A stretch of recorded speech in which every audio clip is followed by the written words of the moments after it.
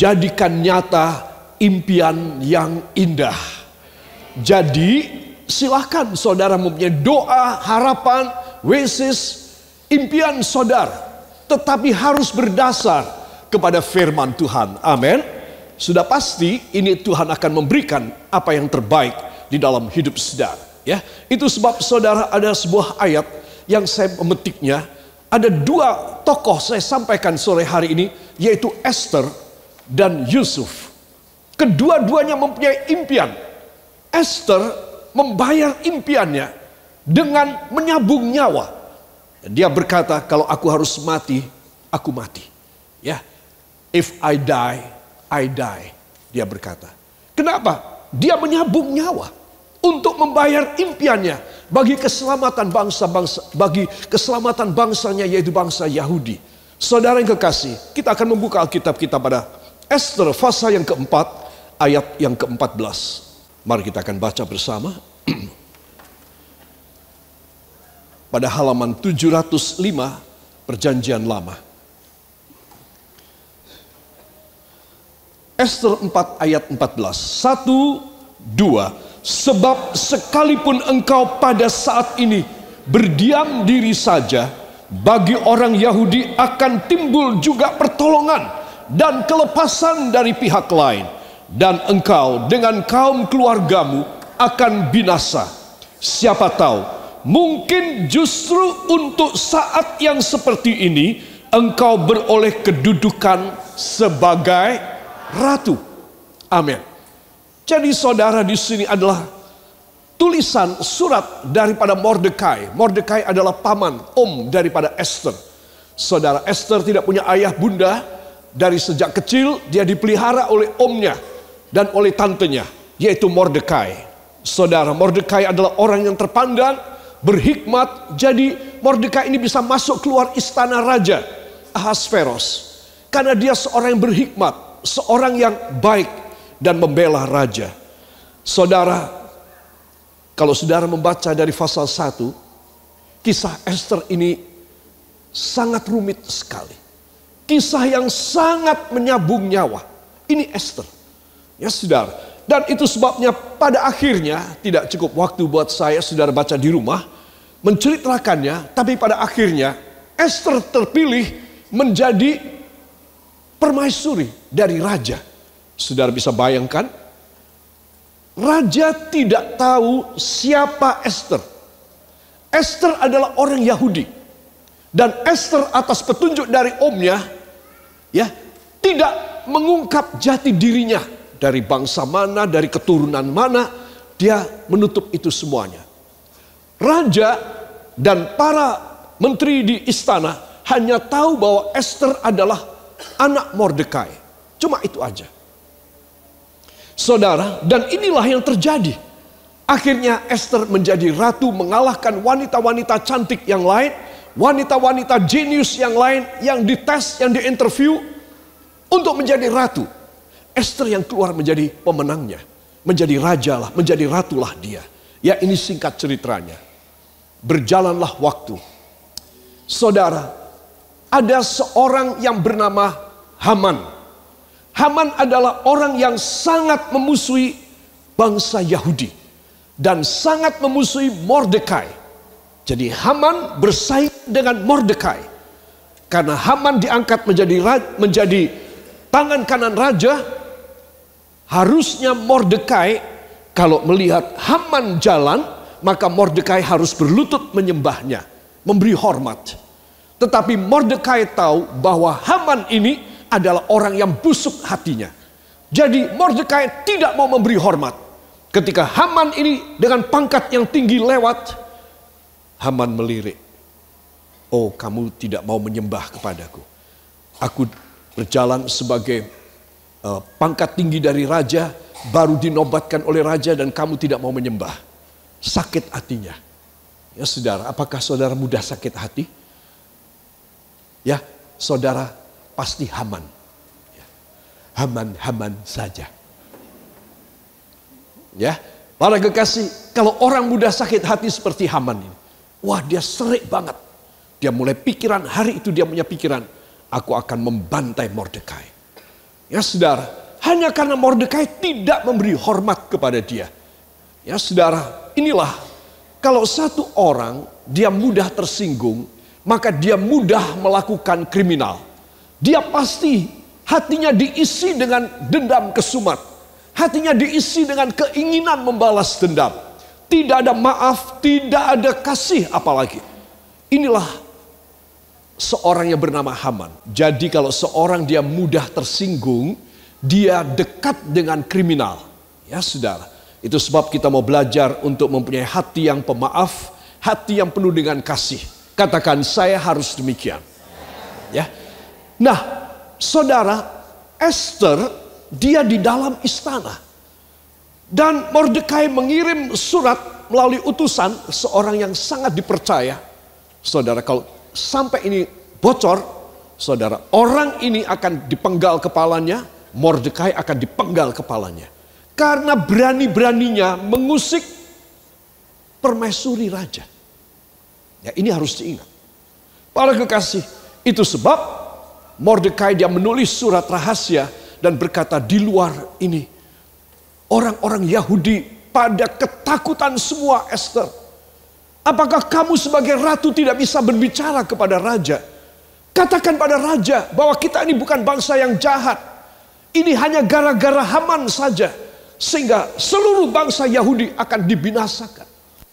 Saudara yang kekasih, kita harus tahu, ya ini semuanya memang sudah ada di dalam rencana Allah. Ya, itu sebab Mordekai menulis surat, apa kamu diam aja Esther? Bangsamu di luar ini, mereka sudah ditentukan bahwa mereka akan dibantai, akan dipenggal semuanya, laki perempuan, anak, orang tua, akan dibinasakan. Karena Haman sudah mendapatkan hak dari raja untuk mengerjakan pemusnahan atau genosida bagi seluruh bangsa Yahudi. Haman berkata kepada raja, baginda raja, izinkan hamba mengeluarkan 10.000 talenta perak untuk membayar pemusnahan satu bangsa yang sangat merisaukan kita semua. Satu bangsa yang seperti benalu, satu bangsa yang menghina bangsa kita. Dan raja seperti disihir oleh Haman. Saudara, raja tidak ingin tahu bangsa apa ini, suku apa, di mana, siapa. Raja begitu saja mencopot cincin meterainya dan diberikan kepada Haman. Ini, bawa cincinku. Kamu memeteraikan surat perintah pemusnahan bagi bangsa tersebut dengan meterai cincinku. Dan akhirnya Haman, wah, dia merasa besar hati. Pertama dia boleh mengeluarkan uang 10.000 talenta perak. Bayangin, gedenya kayak apa. Hanya untuk membantai bangsa Yahudi. Dan raja tidak mau tahu apa-apa. Terserah kamu, apa yang baik sama kamu Haman, silahkan kamu kerjakan. Mordekai dan seluruh bangsa Yahudi menangis kepada Tuhan. Minta kelepasan. Karena sudah keluar ini maklumat, akan dibantai semuanya. Ratu, yaitu Esther, tidak tahu apa-apa. Dia tidak mendengar kabar apapun. Dia tidak dengar apa-apa. Dia di dalam kaputren. Tahu kaputren? Ya, tempat ratu berada. Sama sekali tidak tahu berita di luar. Sampai omnya mengirim surat. Nah, para kekasih. Dan apa yang terjadi, saudara? Ketika Esther membaca, dia terkejut. Dan dia membalas menulis surat. Bagaimana om? Aku harus bikin apa? Aku sudah 30 hari tidak dipanggil oleh raja. Dan peraturan di dalam istana ini, jikalau barang seorang tidak dipanggil oleh raja, dan tiba-tiba dia nongol di raja, di hadapan raja, maka orang itu akan dipenggal kepalanya. Kecuali raja mengulurkan tongkat emasnya kepada orang yang begitu saja tanpa dipanggil datang di depan raja. Kalau raja mengulurkan tongkat emasnya, orang ini diampuni, tidak dibunuh. Aku sudah 30 hari tidak dipanggil oleh raja. Bagaimana aku mau menghadap raja? Tadi yang kita baca, Mordekai membalas lagi surat rahasia. Esther, kamu pikir kamu di dalam istana kamu selamat? Akan terbongkar siapa kamu. Jadi dari dalam istana kamu harus berbuat sesuatu untuk menyelamatkan bangsa kita. Baik Om, dia membalas suratnya.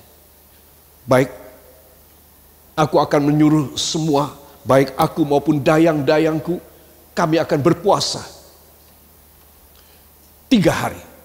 Dan pada hari selanjutnya setelah berpuasa, aku akan datang menghadap raja. Kalau raja mengulurkan tongkat emasnya kepadaku, maka aku selamat. Tapi kalau raja tidak berkenan dan murka karena aku tidak dipanggil menghadap dia, if I die, I die. Kalau aku harus mati, aku mati. Tidak apa-apa. Jadi saudara tahu, impian daripada Esther ternyata bukan hanya dia menjadi ratu saja. Sekarang dia harus membebaskan bangsanya dari pemusnahan. Saudara yang kekasih, itu sebab seringkali saya dan saudara kita sudah mendapat cita-cita kita, apa yang kita harap, yang kita doakan. Tapi ingat, mungkin Tuhan mempunyai rencana yang istimewa. Saudara, jadi Esther ya, dan dia bersama dengan dayang-dayangnya, mereka berdoa. Dan sudah pasti Esther memberitahu pada dayang-dayangnya, kalau sampai kamu bocor, aku mati. Tapi kalau kamu bisa aku percaya, tolong kamu jaga rahasia ini. Setelah mereka berpuasa, saudara, juga di luar sana orang-orang Yahudi berpuasa. Maka setelah itu Esther datang menghadap raja. Dan ketika Esther menghadap Raja Firaun, dengan tegap, raja siapa tadi? Ahasveros ada di tahtanya. Raja terbelalak matanya. Ratu aku tidak undang, kenapa dia berani datang? Tetapi Esther sudah berdoa dan dia menatap mata raja. Pada waktu itu raja mengulurkan tongkatnya. Wah, hatinya senang apa tidak? Kenapa kok jadi senang? Karena dia tidak jadi dibunuh. Ya, saudara perhatikan. Lalu Esther ketemu dengan raja. Permaisuriku, ada apa kamu datang ke sini? Baginda raja, aku ada satu usul. Baik, katakan. Saudara. Nah, singkat cerita, dengan kedatangan Esther, dia tidak jadi dibunuh, maka seluruh bangsa Yahudi di luar tembok istana semua bisa diselamatkan. Ini singkat cerita. Ya, saudara. Jadi saya menekankan di sini seorang Esther adalah seorang yang bertanggung jawab. Kalau saudara dan saya mempunyai impian yang baik, tolong impiannya itu adalah untuk keselamatan orang. Amin. Jangan hanya untuk kekayaan diri sendiri. Jangan hanya untuk kesenangan. Ya, pokoknya aku selamat. Perkara bangsaku di luar sana dibantai, dipotong lehernya semua, masukkan kali semua. Terserah, pokoknya aku selamat. Mordekai berkata, Esther, kalau kami di luar dibantai, jangan kamu pikir kamu tidak apa-apa. Kamu akan dibantai juga di dalam. Sudah. Itu sebab Esther, dia datang kepada Tuhan dan dia berkata, Tuhan, tolong selamatkan bangsaku. Saudara-saudara yang kekasih, di sini saya ingin menunjukkan bahwa satu impian yang baik, saudara, itu taruhannya maut, taruhannya mati. Jadi kalau saudara memikirkan apa yang menjadi impian Esther, saudara, menyelamatkan bangsanya, maka Esther, dia sudah berketetapan. Tidak apa-apa, kalau aku harus mati, aku mati. Sudah. Supaya apa? Supaya bangsaku bisa diselamatkan. Apapun yang terjadi. Para kekasih Tuhan ingin supaya saudara dan saya mempunyai impian yang indah. Kita tidak sebegitu ekstrem, sebegitu mengerikan. Seperti situasi pada waktu itu. Bangsa Yahudi semuanya ketakutan semua, menjerit kepada Tuhan, menangis karena mereka sudah ditentukan waktunya. Haman mendapatkan uang dari kas negara 10.000 talenta perak. Saudara bisa bayangkan. Untuk membunuh dengan pembunuh-pembunuh bayaran. Satu bangsa, yaitu bangsa Yahudi. Saudara yang kekasih, makanya saya bilang, ini menjadi satu pelajaran buat kita. Bila saudara punya impian yang indah, saudara tidak mati. Saya tidak mati. Impian yang indah yang Tuhan mau beri menjadi kenyataan buat kita. Hanya kita bayar dengan ketekunan kita kepada Tuhan. Amin. Kesungguhan ketuhuan kita kepada Tuhan. Dia sanggup memberi dari yang tidak ada menjadi ada. Dia mengubah semua yang negatif, semua yang rusak dan berantakan, semua penyakit yang gawat di dalam hidup kita. Dia bisa merubah sehingga impian yang indah boleh terjadi bagi kita semua. Katakan luar biasa. Impian yang indah tidak hanya berarti saudara bisa membangun rumah lah. Apakah saudara bisa membeli apa, saudara bisa terpenuhi apa-apa, tidak. Impian yang indah adalah mengubah vonis mati menjadi merdeka. Saudara harus tahu bahwa anugerah Tuhan itu diberikan kepada kita tidak seperti pada zaman Esther dan Ahasveros. Anugerah Tuhan yang diberikan kepada saya dan kepada saudara adalah anugerah yang luar biasa, yang hanya kita tebus, yang hanya kita bayar dengan ketekunan kita. Saudara boleh bermimpi yang baik, dan saudara boleh mendapatkan impian saudara menjadi kenyataan. Saudara tidak bertaruh nyawa untuk permintaan saudara. Bila saudara tahu akan hal ini, saudara menyadari bahwa impianku yang baik aku bisa dapat tanpa aku bertaruh nyawa seperti Esther. Maka saya perlu mengajak saudara untuk hidup ini penuh dengan ucapan syukur kepada Tuhan. Jangan kecil hati, jangan apa-apa. Aduh Tuhan, sudah lama saya berdoa belum dijawab juga. Saudara, semakin saudara memaksa dan mengintimidasi Allah dengan kalimat ini, Tuhan, hamba sudah berdoa lama dan engkau belum juga menjawab. Engkau mengintimidasi Tuhan, engkau menekan Tuhan, engkau setengah memaksa Tuhan. Saudara, itu tidak baik. Seorang anak Tuhan, dia boleh mendapatkan segala perkara dari Bapa hanya karena anugerah kemurahan. Jadi saudara tidak perlu memaksa. Saya tidak perlu memaksa. Kalau kita tahu itu anugerah, saudara, bagaimana anugerah dipaksa sama kita orang? Kalau saudara bayar, saudara bisa membayar, transfer uangnya ke sorga lebih dulu. Saudara tidak dapat, saudara boleh paksa Tuhan. Kenapa Tuhan? Saya sudah berkorban dan engkau tidak menjawab doa saya. Tetapi jawaban doa adalah anugerah Tuhan. Serahkan hidupmu dalam tangannya. Tidak usah memaksa Tuhan. Tidak usah menjadwal Tuhan. Tidak usah mengintimidasi Tuhan dengan kalimat-kalimat yang tidak baik. Bila saya dan saudara menyadari akan hal ini, maka saya dan saudara mudah dijawab impian yang baik menjadi nyata. Para kekasih, itu sebab pelajaran Esther ini pelajaran penting sekali ya.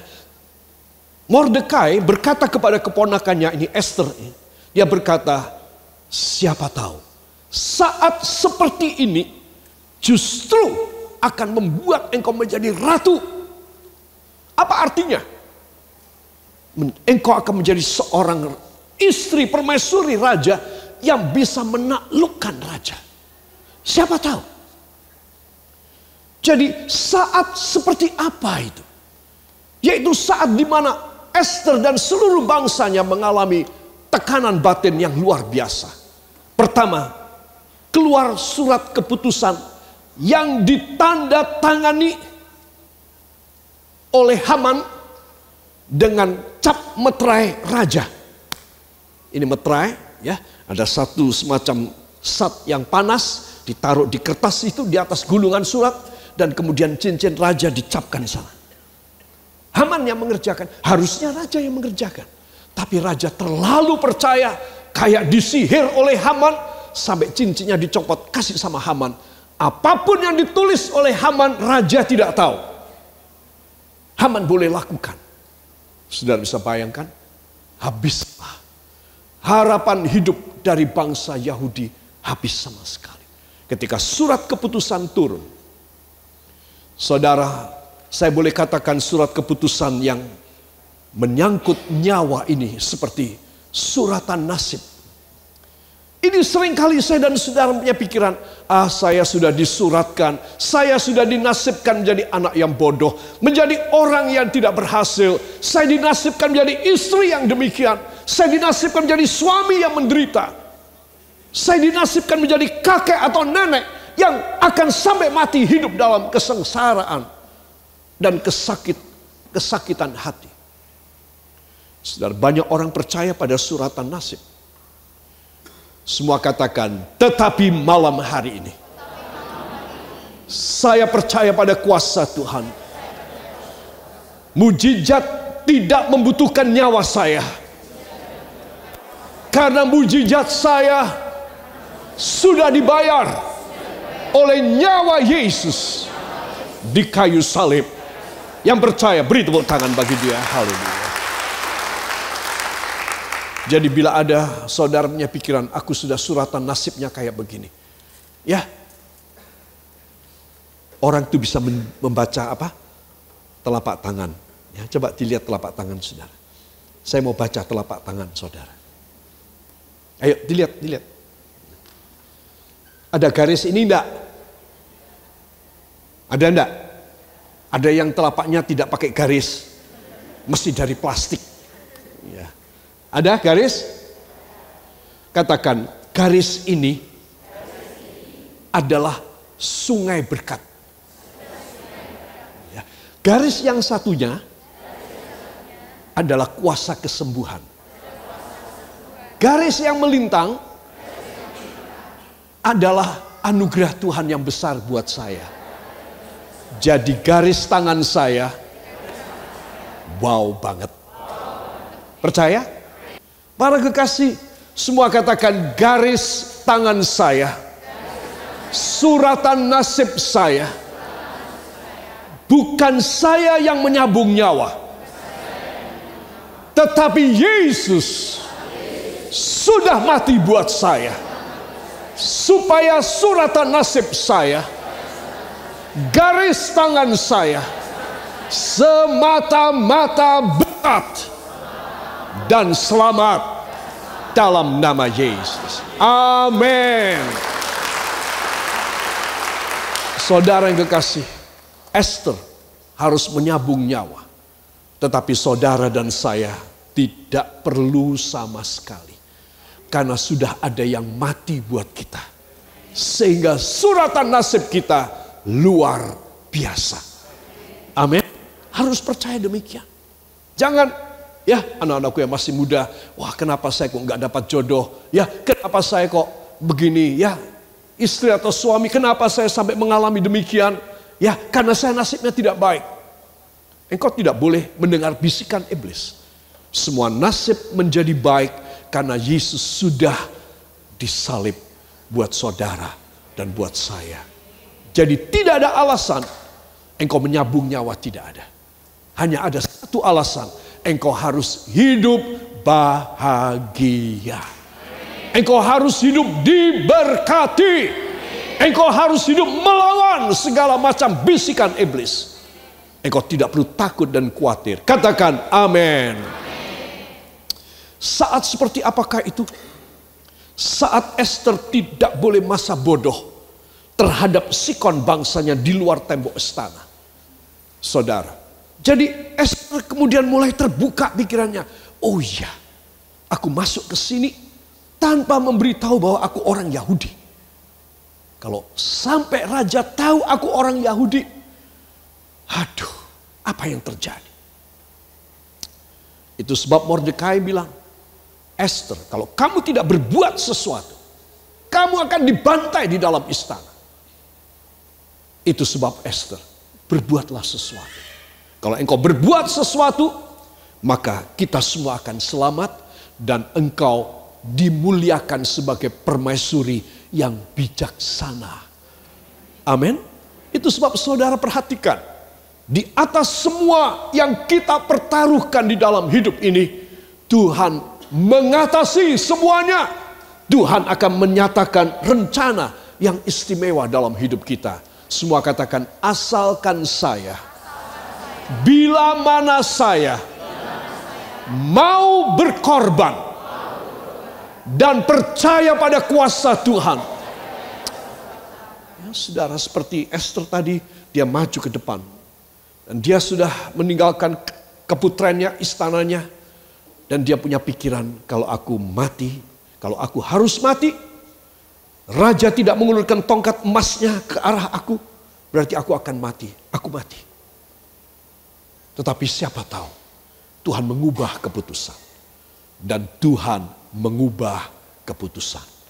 Itu sebab malam hari ini, para kekasih, biar kisah Esther ini boleh menjadi pikiran kita bahwa kalau aku bermimpi yang baik, maka pasti Tuhan membayar impianku. Sehingga semuanya boleh terjadi dengan baik. Yang percaya, beri tepuk tangan bagi dia. Haleluya.